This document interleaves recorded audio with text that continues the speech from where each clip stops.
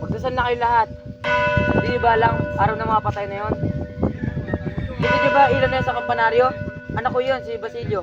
Si Crispin naman, yun ang nasa simbahan. Hindi ko nga sila babisinda sa kumbento. Nasaan kasi kura eh.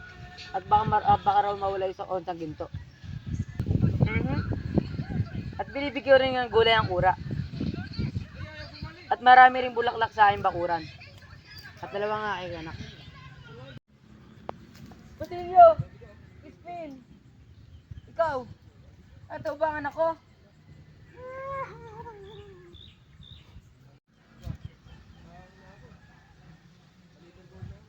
Basilio!